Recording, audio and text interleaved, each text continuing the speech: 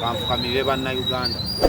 Bannayuganda mpanise mboneredde sikyaddamu amalala amempaati amemmanyo nkomi. Neetonda olwabo be nayisa obubi, neetonda olwabo be nayisaamu amaaso, okusingira ddala neetondera maama Fiina. Nasiima mami kyonna kye yampa nasiima, naye nagenda kuzimbira mukadde anangamba ngenda nakwongerayo, naye abantu ne bankuba ekikono.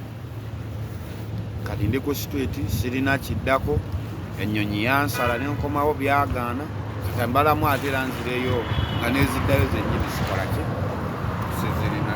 Simubanja wabula mwetaaga mukadde kano kendimu.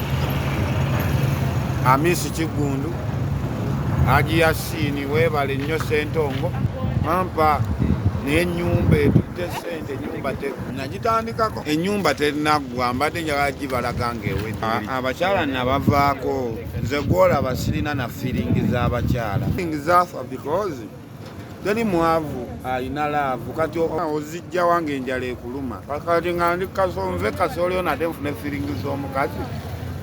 Kuba omulanga bannayuganda neremeredde.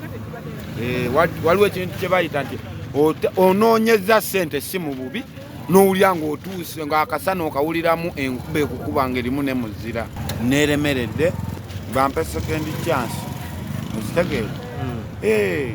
Mami ntudde wano nga ninga ali ku swala, njagala bannayuganda mu nsonyiwe. Gwe nasobya yenna.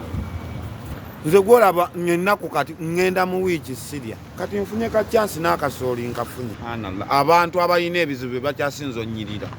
Take it or not. Nsiibye era nsaba Allah nnyanukule. Ne bannange abatasiiba Allah bayanukule. Nina ebintu bingi ebinkutte. Nze gwolaba nze maama, nze taata, nze buli kimu. Naye nga biganye. Ntuuse ne mpulira nga bikoze eki.